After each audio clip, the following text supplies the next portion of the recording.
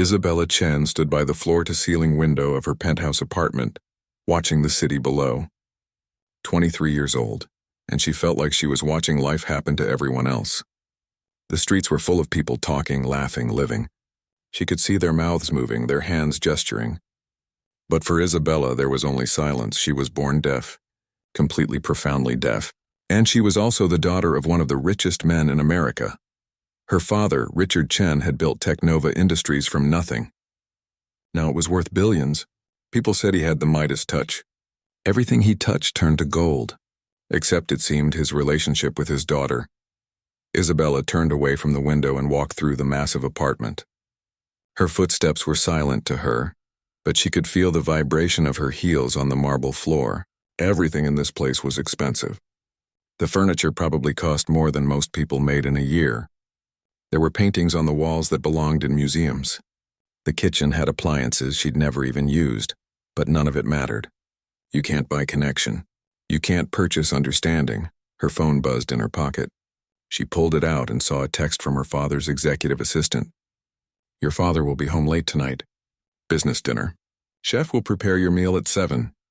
Isabella laughed, but no sound came out. It was the third time this week. Actually, it was the third time this week she'd gotten a text like this. Last week it was 4 times. The week before that she couldn't remember seeing her father at all.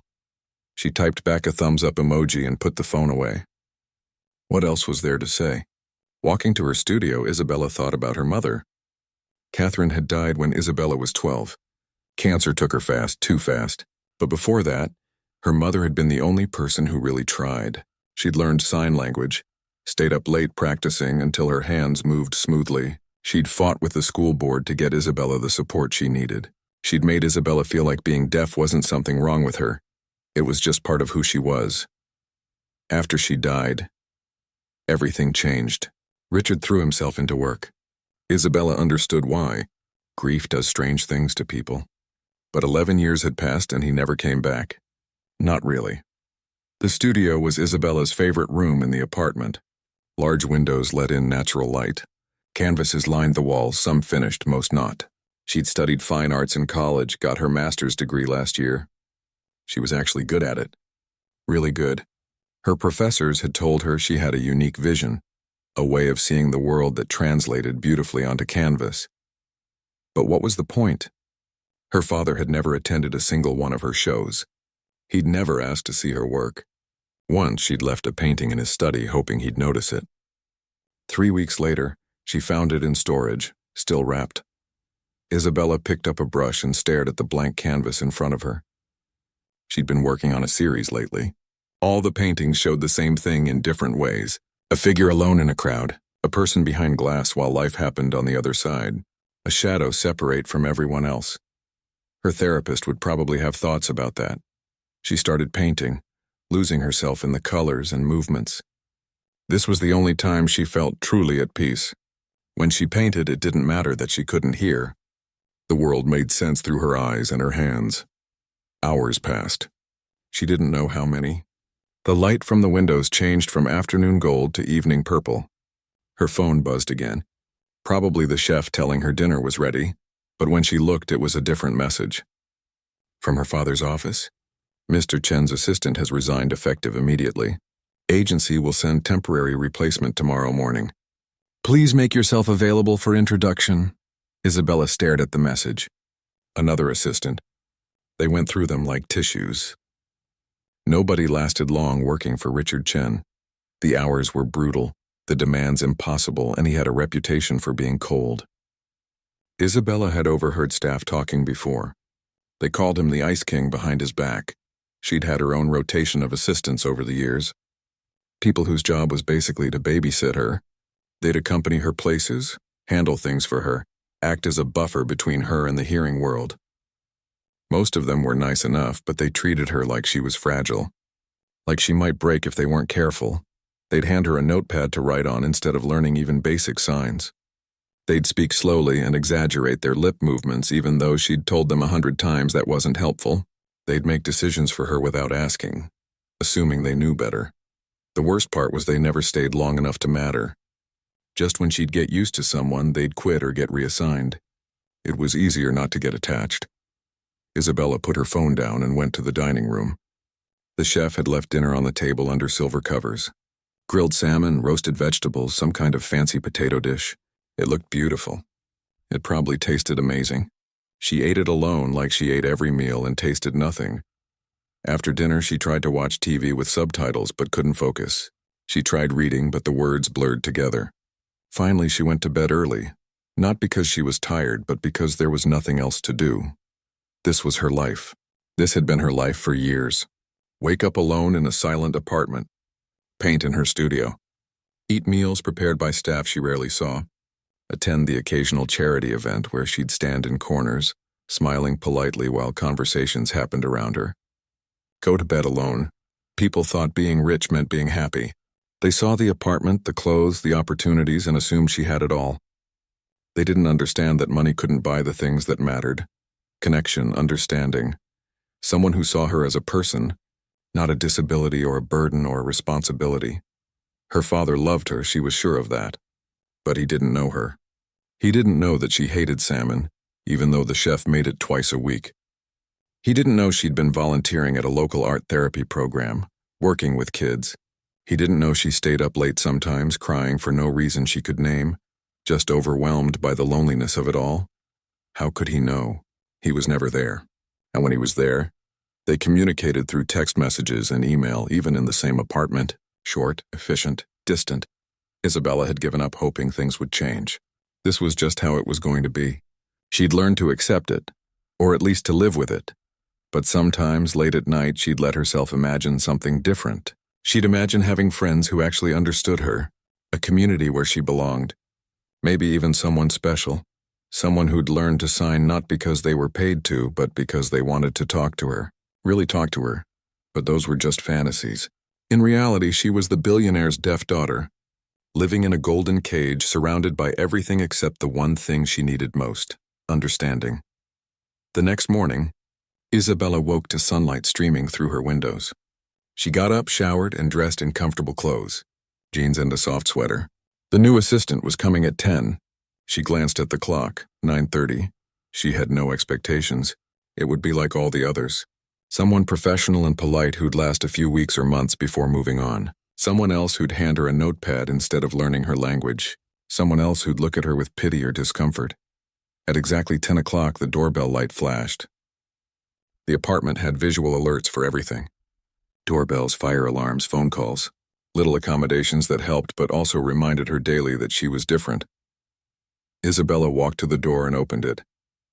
A young man stood there, probably a few years older than her. He wore casual business clothes and held a messenger bag. He looked nervous, which was different. Most assistants showed up with rehearsed confidence. He smiled at her and then his hands moved. Not reaching for a notepad. Not pulling out his phone.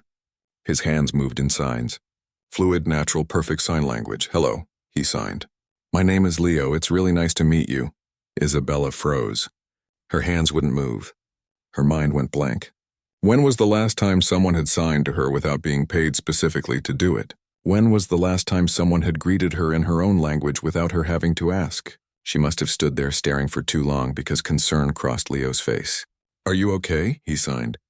Did I sign something wrong? Finally, her hands remembered how to work. You know sign language, she signed back and hated how shaky her movements were. Leo smiled wider. I do, my little brother is deaf. I've been signing since I was a kid. And just like that, everything changed. Isabella invited Leo inside, still not quite believing what had just happened. She'd prepared herself for the usual routine. The awkward introductions, the fumbling with notepads, the carefully polite distance. But here was someone actually signing to her and suddenly she didn't know what to do with herself. Would you like some coffee or tea? She signed, then immediately felt stupid. Of course he was here to work, not socialize. This was professional, but Leo's face lit up. Coffee would be great, thanks. It's been a long morning already. They walked to the kitchen together and Isabella's hand shook slightly as she worked the expensive espresso machine. She could feel Leo watching her, but not in the uncomfortable way people usually watched her. He wasn't staring at her like she was fragile or different. He was just looking at her like a normal person. So, Leo signed after she handed him a cup. I should probably be honest with you. I'm completely underqualified for this job. Isabella blinked in surprise. What do you mean? I'm a graduate student. I work part-time at an agency to pay my bills. They called me at 6 this morning in a panic because your father's regular assistant quit, and they had nobody else available. I was supposed to be helping some executive with scheduling. They didn't tell me I'd be working as a personal assistant until I was already in the car on the way here. Isabella couldn't help it. She laughed. Actually laughed out loud, which she rarely did. The sound was strange to her own throat, rusty from lack of use. But Leo's honest confession was refreshing. Everyone else always pretended they had everything figured out. Well, that makes two of us, she signed. I don't really know what you're supposed to do either. My father just hires people and expects them to figure it out. What do you usually have assistants do? Leo asked. Isabella thought about it. Honestly, not much. They come, they hover, they write things down for me. Sometimes they go with me to events. Mostly they just exist so my father can feel like he's taking care of me. Leo made a face. That sounds incredibly boring for everyone involved. It really is. They sat down at the kitchen counter, and for the first time in years, Isabella felt like she was having an actual conversation. Not a transaction, not a polite exchange, a real conversation. Tell me about your brother, Isabella signed. Leo's whole face changed when he talked about his family. His younger brother Tommy was 15 and had been born deaf just like Isabella. Leo described growing up with Tommy, how their whole family had learned sign language together, how it had never occurred to any of them that being deaf was something to be fixed or hidden. My mom always said that Tommy wasn't broken. The world was just built wrong, Leo signed, so we all learned to build our part of it right. Isabella felt something tight in her chest. She'd never heard anyone talk like that before. Her father had spent her whole life trying to help her fit into the hearing world. Special schools that focused on speech therapy, doctor's appointments, expensive hearing aids that hurt her ears and never really worked. He'd never once tried to learn her language. What about you? Leo signed. Do you have siblings? No, just me. My mother died when I was 12. I'm sorry, Leo signed, and the sympathy on his face was genuine but not pitying. That must have been really hard. They talked for 3 hours. Isabella couldn't remember the last time she'd talked to someone for 3 hours straight.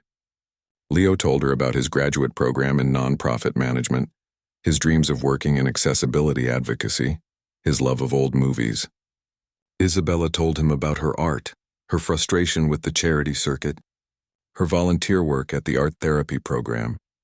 It was easy, natural. She didn't have to explain herself or translate her experiences. Leo just got it. When her phone buzzed with a reminder about lunch, Isabella realized they'd been sitting there the entire morning. Neither of them had done any actual work. Leo had completely forgotten he was supposed to be her assistant.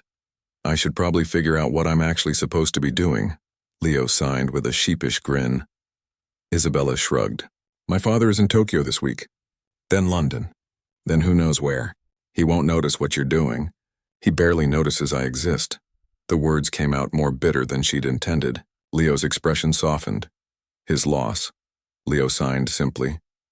Something about those 2 words made Isabella want to cry, but in a good way if that made sense. Over the next few weeks, Leo became part of Isabella's daily life. Technically, he was her assistant.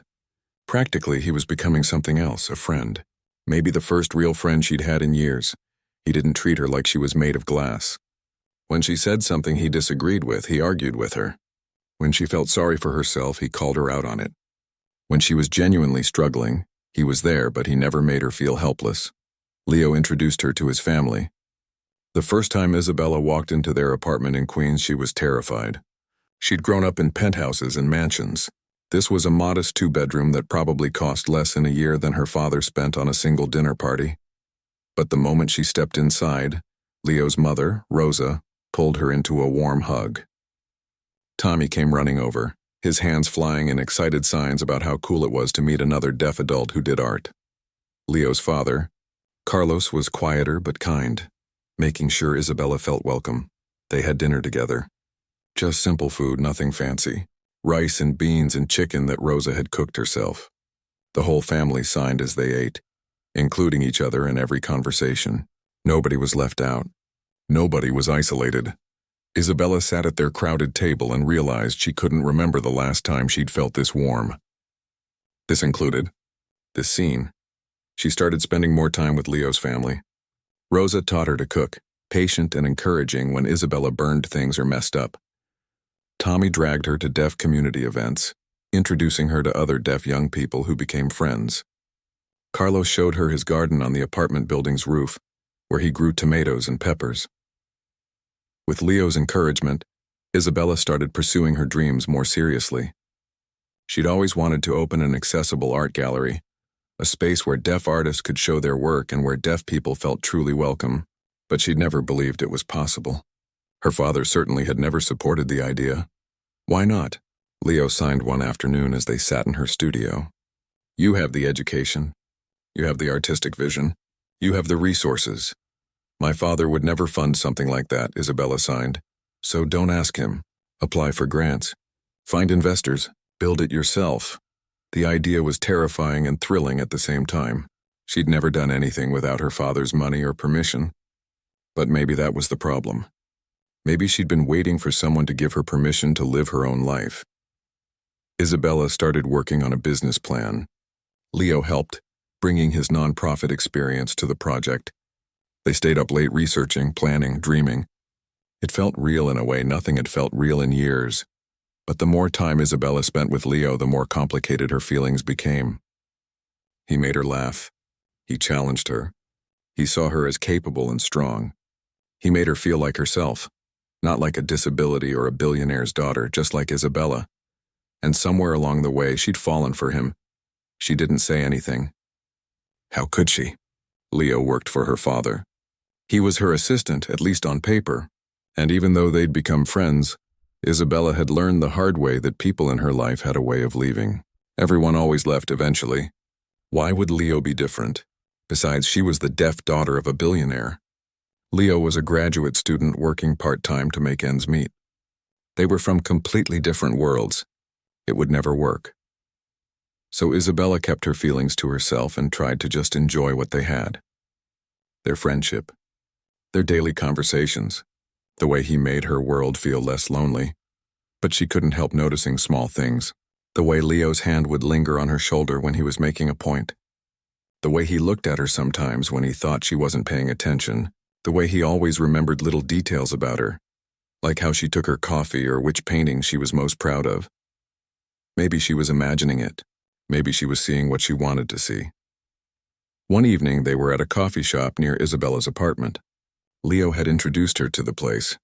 It was small and cozy, nothing fancy, but the owner had learned some basic signs to welcome deaf customers. Isabella loved it. They were talking about the gallery plans when Leo's phone lit up with a text. He glanced at it and his expression changed. Everything okay? Isabella signed. Leo hesitated. It's my mom. Tommy's school is having some funding issues with their deaf education program. They might have to cut staff. That's terrible, Isabella signed. She'd visited Tommy's school with Leo. The teachers there were amazing and the program made such a difference for the deaf students. Yeah, my parents are trying to figure out what to do. They might have to transfer Tommy to a different school, but there aren't many good options. Leo's hands moved with frustration and worry. Without thinking, Isabella signed. How much do they need? Leo looked uncomfortable. Isabella, no. I wasn't trying to. I know you weren't, but I have money. More money than I could ever possibly use. And it's just sitting there doing nothing while Tommy's school is struggling. How much do they need? They argued about it for 20 minutes. Leo insisted he couldn't accept money from her. Isabella insisted that money should actually be useful for something besides making her feel guilty. Finally, Leo agreed to let her make an anonymous donation to the school's education fund. You're stubborn, Leo signed, but he was smiling. You're just figuring that out now? Isabella signed back. On the walk home, Leo stopped suddenly. They were standing on a quiet street corner, the city lights reflecting off wet pavement from an earlier rain. Thank you, Leo signed. Not just for the donation, for everything, for being you.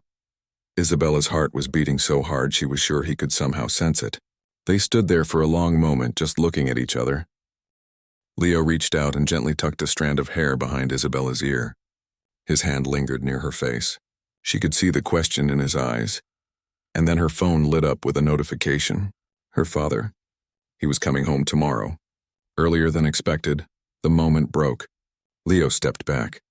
Isabella tried to sign something, anything, but didn't know what to say. They walked the rest of the way in silence. But this time the silence felt different, charged with everything unsaid between them. Isabella's father was coming home, and somehow she knew that everything was about to change. Richard Chen arrived home on a Thursday afternoon, bringing with him the energy of boardrooms and international deals.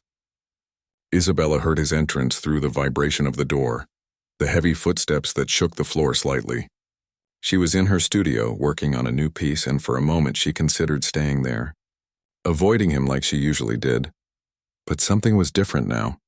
After months with Leo, Isabella felt different, stronger, more sure of herself. She cleaned her brushes, wiped her hands, and went to greet her father. Richard stood in the living room, still in his suit, checking his phone. He looked up when he saw her and smiled. It was the same smile he gave everyone. Polite, professional, distant. He said something. Isabella could see his lips moving but had no idea what he was saying. She pointed to her phone. Her father pulled out his own phone and typed a message. "Good to see you. How have you been?" Isabella typed back. "Fine, how was your trip?" They stood there, 5 feet apart, typing messages to each other like strangers. This was normal for them. This was how it had always been. "I'm hosting a dinner party here on Saturday," Richard typed. "Some potential investors. Please make a brief appearance." Isabella felt the old familiar frustration rising. She wasn't invited to actually join the dinner party, just to make an appearance, to be paraded out for a few minutes so her father could show he had a daughter, then expected to disappear. She typed back, "What if I stayed for the whole dinner?" Richard looked surprised. He typed slowly, "You don't usually enjoy these events. The conversation is all business. You'd be bored." What he meant was, you can't participate in the conversation. You'd just sit there. It would be awkward for everyone. Isabella's hands clenched around her phone. Before she could type a response, Leo appeared from the kitchen with coffee. He'd been there all day, working on the gallery business plan with Isabella. Richard noticed him for the first time. His expression shifted to confusion, then recognition. "You're the new assistant from the agency?" Leo nodded and pulled out his phone to type. But Isabella stepped forward and signed to Leo. "This is my father, Richard Chen." Leo signed back. "Nice to meet you, sir," then voiced it out loud while signing. Richard stared. He looked at Isabella signing, at Leo signing back, at the easy way they communicated. Something flickered across his face. Surprise? Discomfort? Isabella couldn't tell.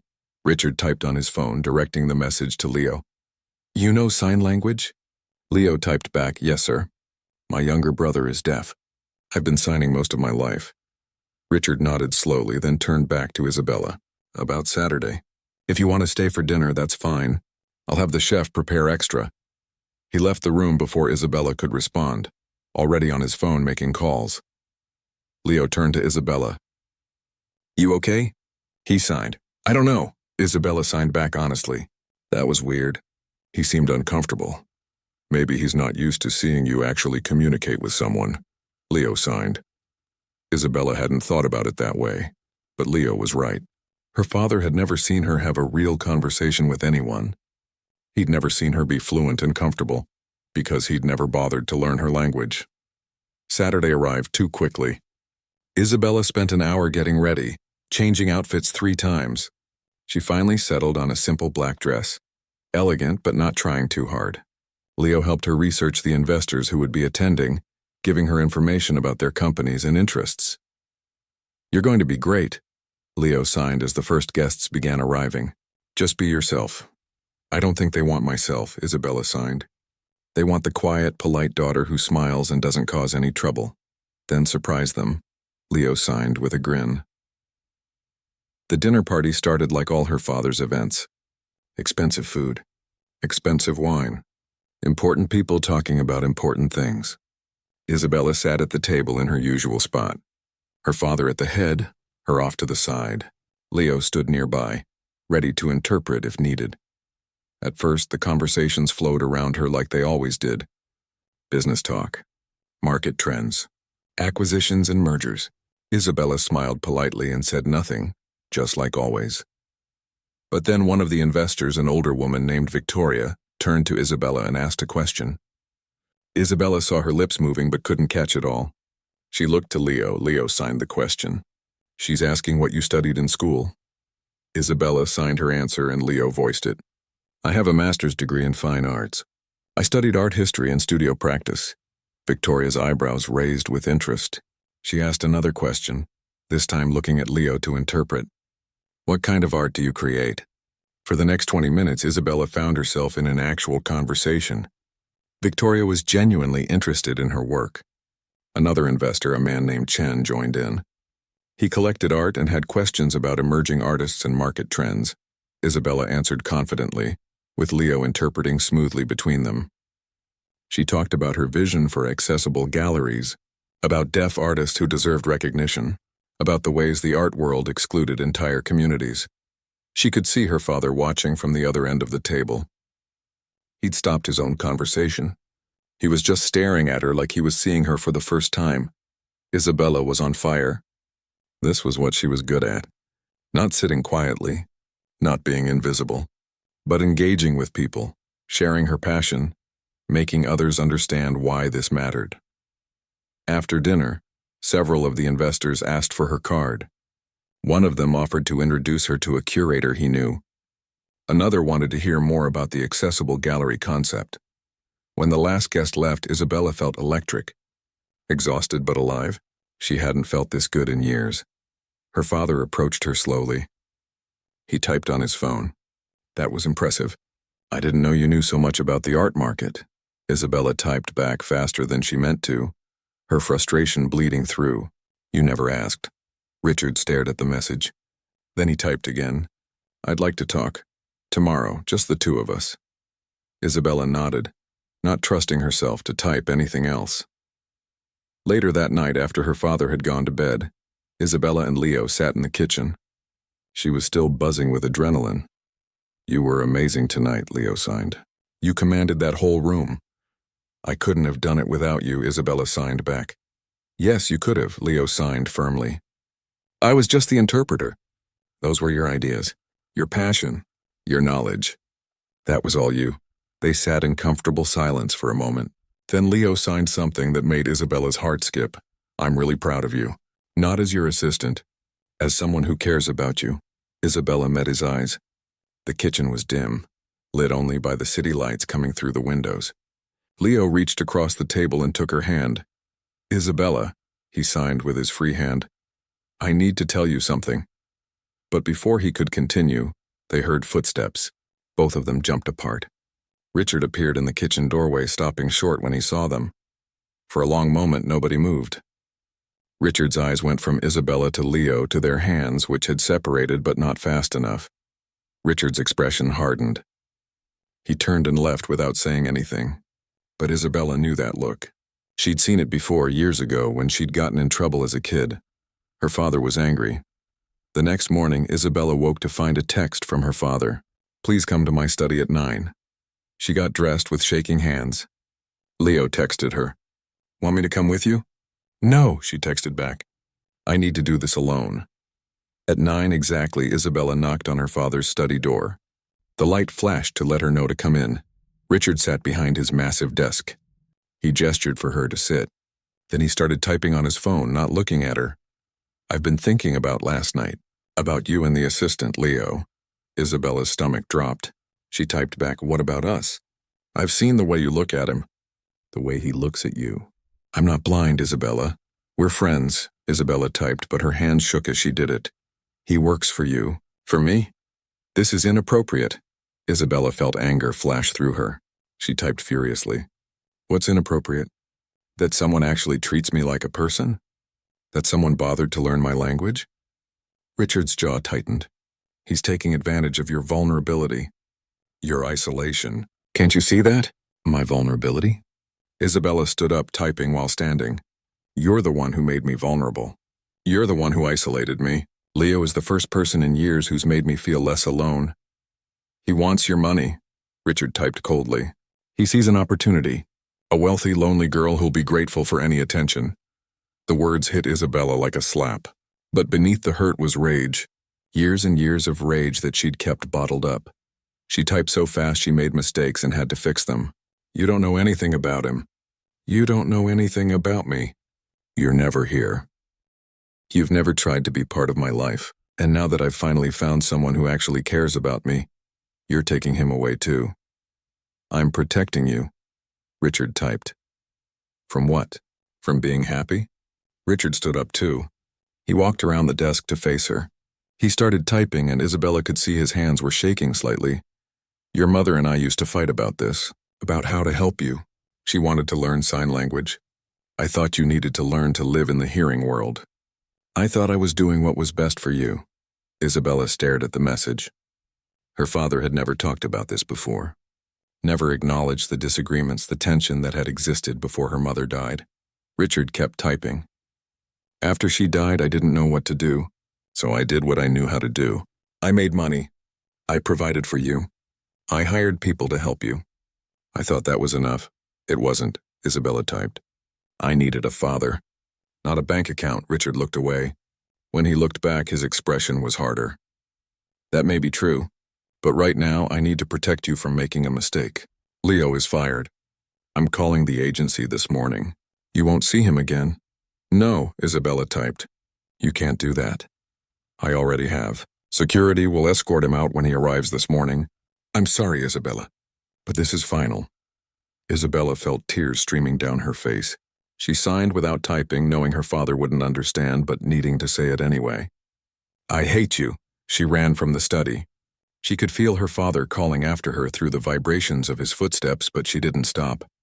She ran to her room and locked the door. Her phone buzzed. A text from Leo. Just arrived. Security won't let me up. Your father's assistant said I'm terminated. What's going on? Isabella's hand shook as she typed back. My father fired you. I'm so sorry. He saw us last night and he thinks you're using me. Where are you? Are you okay? In my room. He won't let me leave. I'm not leaving this building until I know you're okay. Isabella sat on her floor, back against the door, and cried.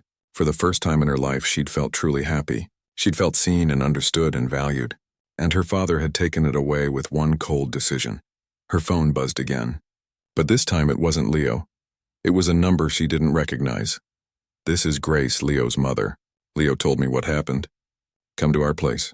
You're always welcome here. You don't have to be alone. Isabella stared at the message. Then she stood up and started packing a bag. Isabella packed a small bag with shaking hands, clothes, her laptop, her sketchbook, some art supplies. She moved quickly, quietly, knowing that her father probably had staff watching her door. They wouldn't stop her from leaving, but they'd definitely tell Richard where she went. She didn't care anymore. When she opened her bedroom door, one of the housekeepers was standing nearby. The woman's eyes widened when she saw the bag. She pulled out her phone to type something, probably to alert Richard. Isabella held up her hand to stop her. She typed on her own phone, I'm 23 years old. I'm leaving. You can tell my father that. The housekeeper looked conflicted but stepped aside.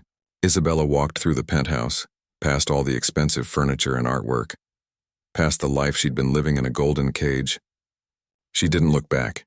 The elevator ride down felt like forever. Her heart pounded. Part of her expected security to stop her in the lobby, to drag her back upstairs on her father's orders. But nobody stopped her. She walked right out the front door into the bright morning sun. Leo was still outside, leaning against the building. When he saw her with her bag, his eyes widened. He signed quickly, What are you doing? Leaving, Isabella signed back. I can't stay there anymore. Where will you go? Isabella showed him the text from his mother. Leo's face went through several emotions. Surprise, concern, something that looked like hope. Are you sure? He signed. My family's apartment is tiny compared to what you're used to, and your father will be furious. Let him be furious, Isabella signed. I'm tired of living my life according to what he wants. I'm tired of being alone. Leo looked at her for a long moment. Then he took her bag and signed with his free hand. Okay, let's go. They took the subway to Queens. Isabella had rarely been on public transportation. Richard had always insisted on private cars and drivers. But sitting on the train next to Leo, watching the city pass by through dirty windows, Isabella felt more free than she had in years. Rosa opened the door before they could knock. She must have been watching for them. She pulled Isabella into a tight hug, the kind of hug Isabella's own mother used to give her. When Rosa pulled back, her eyes were fierce. You are welcome here as long as you need, Rosa signed slowly, her movements careful but clear. She'd been practicing. This is your home too now. Carlos appeared behind her, equally welcoming. Tommy came bouncing out of his room, excited about the unexpected guest. The tiny apartment suddenly felt full of life and warmth. Rosa set Isabella up in Tommy's room. Tommy insisted on taking the couch, too excited about having Isabella there to care. The room was small, maybe a quarter the size of Isabella's walk-in closet at the penthouse, but it felt safer than anywhere she'd been in years. That first day was overwhelming. Isabella's phone buzzed constantly with calls and texts from her father. She ignored them all. Finally, she turned her phone off completely. Leo spent the day with her, making sure she was okay. They sat on the roof garden where Carlos grew his vegetables, and Isabella tried to process everything that had happened. I've never just left before, she signed to Leo. I've never gone against what my father wanted. How does it feel? Leo signed back. Isabella thought about it. Terrifying, but also kind of amazing. That night, the family had dinner together. Rosa had cooked enough food to feed an army, the way she always did. They all crowded around the small table, passing dishes, signing, and laughing. Isabella realized this was what family was supposed to feel like, but reality started setting in over the next few days. Isabella's father had frozen her credit cards. Her bank accounts, which were all connected to his, were inaccessible. She had some cash in her wallet and nothing else. Richard sent a message through his lawyer. Come home, we'll discuss this like adults. Otherwise, you're cut off completely. Isabella stared at the message on her phone.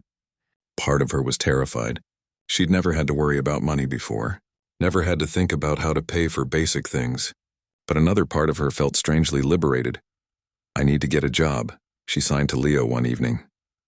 They were alone in the apartment. Rosa and Carlos were working late and Tommy was at a friend's house. It was the first time they'd really been alone since everything happened. What kind of job do you want? Leo signed. I don't know.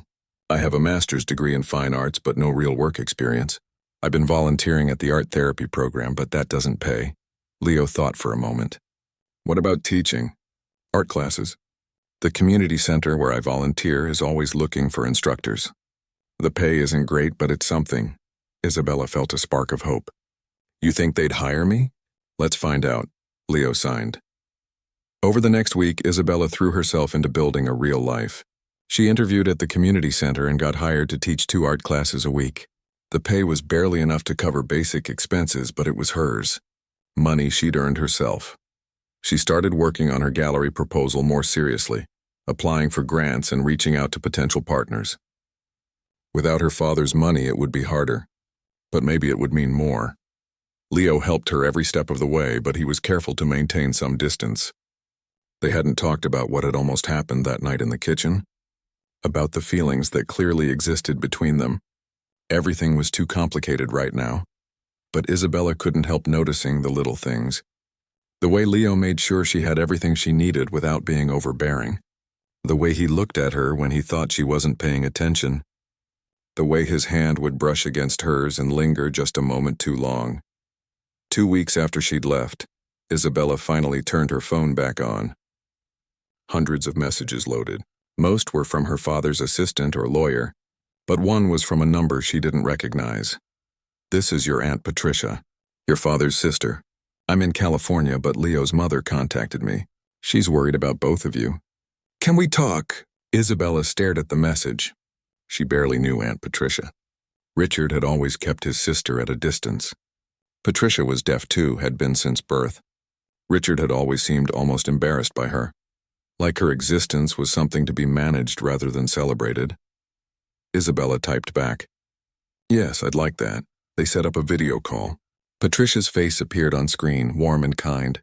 She was older than Richard by several years, with gray streaking through her dark hair. Patricia signed, and Isabella felt her throat tighten. Her aunt's signing was beautiful, fluid, natural. Like Rosa's, but even more practiced. I've wanted to reach out to you for years, Patricia signed. But your father made it clear I wasn't welcome in your life. Why? Isabella signed back. Patricia's expression grew sad. Because I reminded him of everything he was afraid of. When you were born deaf, Richard panicked. He saw you as broken, as someone who needed to be fixed. I tried to tell him that being deaf wasn't something to fix, but he wouldn't listen. Eventually, he just stopped inviting me to visit. They talked for over an hour. Patricia told Isabella about her life. She was a professor at a university, taught deaf studies and ASL. She had a partner, a successful career, a full life. She was proof that being deaf wasn't a limitation. Your father loves you, Patricia signed, but he's terrified. He watched your mother struggle with the isolation of raising a deaf child in a hearing world. He blamed himself for not knowing how to help. After she died, he tried to fix everything with money because that was the only thing he knew how to do. That doesn't make it okay. Isabella signed. No, it doesn't. Patricia agreed. But maybe it explains it. He needs to hear some hard truths, and maybe those truths need to come from someone he can't ignore. Isabella wasn't sure what her aunt meant, but Patricia promised to visit soon. Just talking to her had made Isabella feel less alone. There was family out there who understood her, who lived full lives despite or maybe because of being deaf. That night, Isabella lay in Tommy's small bed staring at the ceiling. She could hear the city through the walls. Well, not hear exactly, but she could feel it. The vibrations of life happening all around her. Her phone lit up with another message, this time from Leo. Can't sleep. Want to talk? Isabella smiled and texted back. Roof? She found Leo already there, sitting among the tomato plants under the stars. The city lights washed out most of the stars, but a few stubborn ones still shone through. Hey, Leo signed when she sat down beside him. Hey, Isabella signed back. They sat in comfortable silence for a moment. Then Leo signed, I've been wanting to talk to you about something. About what I was trying to say that night before your father interrupted. Isabella's heart started beating faster. Okay, Leo took a breath. These past few months with you have been the best of my life. You're smart and talented and strong. You make me laugh. You make me think. You make me want to be better. He paused and Isabella waited, barely breathing. I know the timing is terrible. Leo signed. You just left your father's house. You're figuring out your life. The last thing you need is me complicating things more, but I need you to know. I care about you. Not as your assistant. Not as your friend. As someone who's completely fallen for you. Isabella felt tears in her eyes, but they were good tears. Happy tears. Leo, I fell for you months ago. I just didn't think you could feel the same way. How could I not? Leo signed. You're incredible. They sat there on the roof holding hands, talking until the sun started to rise. They talked about everything they'd been holding back. Their feelings. Their fears. What they wanted for the future. Your father was wrong about me. Leo signed as the sky turned pink. I don't care about your money. I actually like you better without it. You're more yourself now, Isabella laughed. I like me better without it too.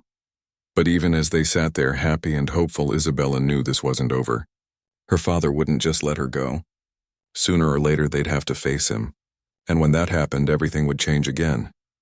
She just hoped that this time she'd be strong enough to stand her ground.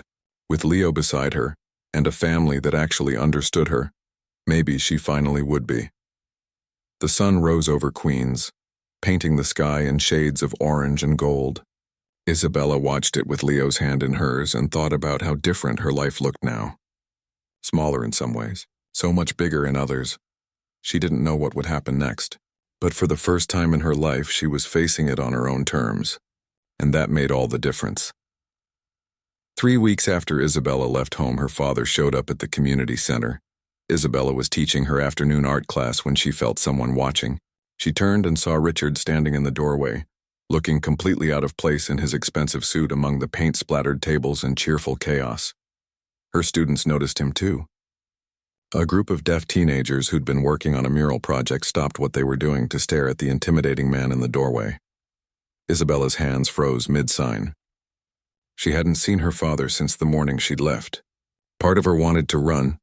Another part wanted to stand her ground. She made a decision. She turned to her students and signed, "Keep working on your projects. I'll be right back." She walked over to her father, and they stood there awkwardly for a moment. Finally, Richard pulled out his phone and typed, "Can we talk?" Isabella typed back, "I'm working. I have another hour with my class." "I'll wait," Richard typed, and he did. He sat on a bench outside the classroom for the full hour, checking his phone occasionally, but mostly just sitting there, waiting. It was possibly the longest Isabella had ever seen her father sit still. When the class ended and her students filed out, Richard stood up. Isabella led him to a small office the center had let her use for planning. They sat across from each other, phones in hand, and the silence stretched between them. Finally, Richard started typing. "Your Aunt Patricia called me." Isabella raised her eyebrows. She knew Patricia had been planning to reach out, but she hadn't expected it to happen so fast. "She told me some things I didn't want to hear." Richard continued typing. "About how I've treated you. About how I treated her. About how I failed your mother." Isabella didn't know what to say, so she said nothing. Richard kept typing, his fingers moving faster now, like he needed to get it all out. "When you were born deaf, I was terrified. Not of you. Of failing you. My sister had always struggled because our parents didn't know how to support her. I watched her face so much discrimination and isolation. I didn't want that for you." He paused, then continued. "But instead of learning from Patricia's experiences, I tried to fix you, to make you fit into the hearing world. I thought if I could just give you the best doctors, the best schools, the best technology, you'd be okay. I thought money could solve everything." Isabella typed slowly. "It can't." "I know that now." Richard typed back. "Your mother knew it then. She wanted me to learn sign language with her, to embrace your deafness instead of fighting it. We fought about it constantly. And then she got sick and we ran out of time to fix things." Isabella felt tears welling up. She'd never known her parents had argued about this. She'd always assumed they were united in how they raised her. "After she died, I shut down," Richard typed. "I threw myself into work because I didn't know how to be your father without her. Every time I looked at you, I saw my failures. So I stopped looking. I hired people to do what I couldn't. That wasn't fair to me," Isabella typed. "No, it wasn't," Richard agreed. "You deserved better. You deserved a father who learned your language, who celebrated who you are instead of trying to change you. You deserved what I never gave you." Isabella wiped her eyes. "Why are you here now?" Richard took a long time to type his next message. "Because I almost lost you completely. Because my sister made me realize that I'm about to make the same mistakes with you that my parents made with her. And because I saw you at that dinner party, confident and engaged and brilliant, and I realized I don't even know my own daughter." He looked up from his phone, meeting Isabella's eyes directly. "I want to know you, really know you, but I don't know how to start." Isabella stared at her father. This was the most honest he'd ever been with her. The most vulnerable she'd ever seen him. She typed carefully. "You could start by learning sign language." Richard nodded. "I already hired a tutor. I have my first lesson tomorrow." Isabella blinked in surprise. "Really?" "Really," Richard typed. "It's going to take me a while. I'm not good at it yet, but I want to try." They sat there for another moment. Then Isabella typed something she'd been holding in for weeks. "Leo isn't using me. He cares about me. His family has been kinder to me in 3 weeks than most people in my life have been in years." Richard's jaw tightened, but he typed slowly. "Your aunt said the same thing. She said I was projecting my own insecurities onto a situation I didn't understand." "She's right," Isabella typed. "I know," Richard typed back. "I owe him an apology. And I owe you more than that." Over the next few weeks, things slowly began to change. Richard started coming to Isabella's art classes, sitting in the back and watching. He was learning sign language, and though his movements were clumsy and hesitant, he was trying. That was more than he'd ever done before. Patricia came to visit, and she sat Richard down for what she later described as the conversation I should have had with him 20 years ago. Whatever she said, it had an impact. Richard started opening up about his regrets, his fears, his failures as a father. But the biggest change came when Richard asked to meet with Leo. Isabella was nervous when Leo and Richard sat down together at a coffee shop. Richard had typed out what he wanted to say ahead of time, and he had an interpreter there to help communicate. "I owe you an apology." Richard signed awkwardly through the interpreter. "I accused you of things that weren't true. I saw a threat when I should have seen someone who cared about my daughter." Leo signed back, keeping his movements clear and slow so Richard could try to follow. "I understand you were trying to protect Isabella, but she doesn't need protection from people who love her. She needs support to live her own life." "I'm beginning to understand that," Richard signed. "I'd like to offer you your job back, with a raise, and a real position, not just as an assistant." Leo shook his head. Thank you, but no. I have a job now working in accessibility advocacy. It's what I want to do.